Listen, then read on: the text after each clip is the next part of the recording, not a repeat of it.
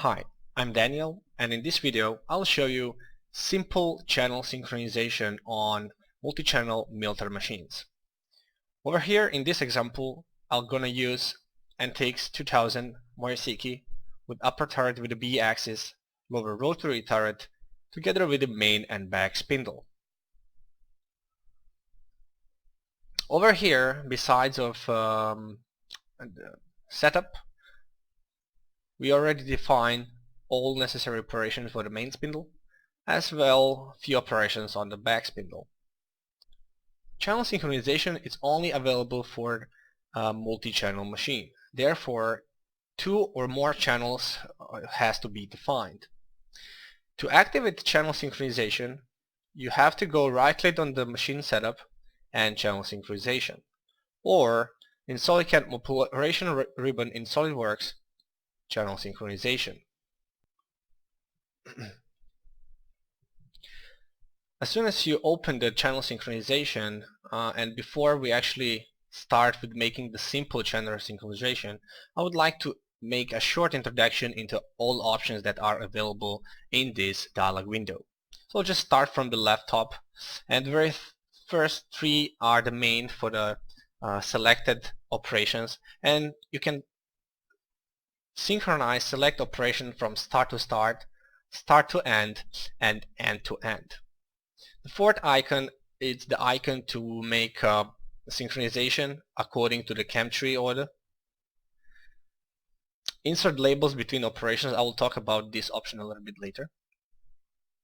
Add a new workpiece is the function to allow user to make advanced channel synchronization.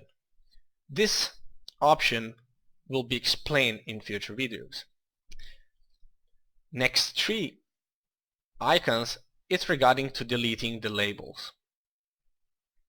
Operation duration and the rested operation duration allows user to change the operation duration in any, and it will be marked as a yellow, and together it will change the machining time. With the same selected operation, we can reset operation duration. We have as well time frame view, which will allow user to see operations in the timeline. As well, this is a nice example and a good time to explain these icons on the bottom, where we can go to the show all, so all operations will be displayed. As well, we can just click on any of these and we can use zoom to selection. We can zoom in, zoom out, and we can go to the actual size.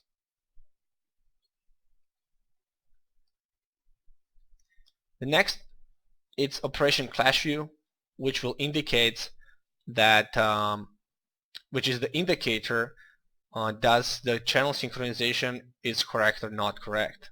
This icon will be, if this icon is active, it means the channel synchronization will cannot be performed. Next 3 is the filters for the making different colors for your operation based on the turret that where it's defined, table or by the workpiece. Defined channel synchronization can be saved and imported as needful. So in that way I can basically make 10 different channel synchronization and load it in any time. Over here we have also the reload, undo, redo button, and the settings that I'll talk a little bit later. On the bottom we have the save button, simulation, G-code with time, 7 exit, and the exit. Okay, let me now start to explain you what is actually inside channel synchronization and how actually to control it. On the left side we have the channel 1, on the right side we have channel 2. So basically on the left side are the all operations that are done by the upper turret, and on the right side we have all operations that is done by the lower turret. The very base and most important element of each channel synchronization are labels, or we can call it also weight marks.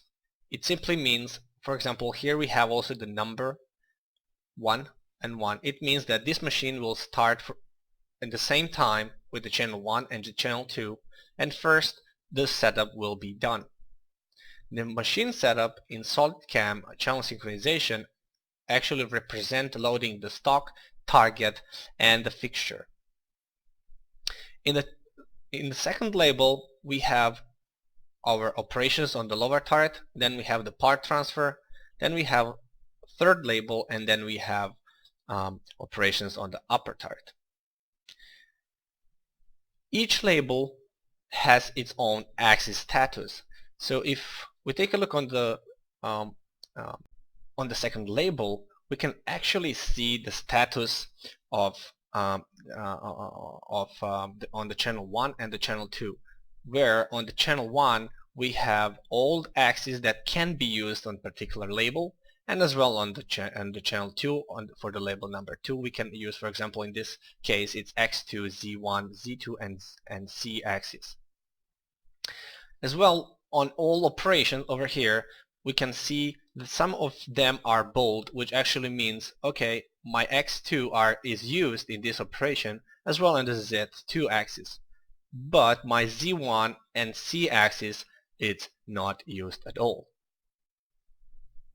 Okay, now the logic is actually inside. So this doesn't mean that if I remove this label, that operations will start simultaneously. So let me just remove this, and once I did that, my clash view will be possible to activate, and I can actually see what is wrong.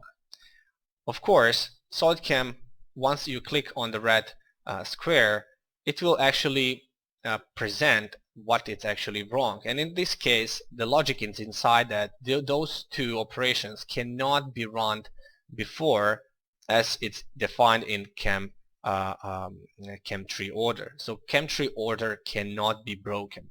Okay.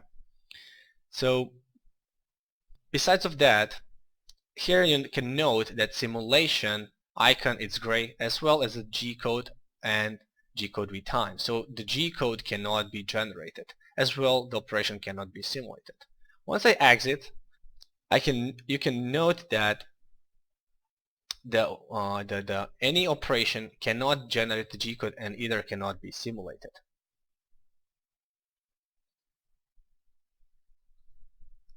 I'll just click on delete all,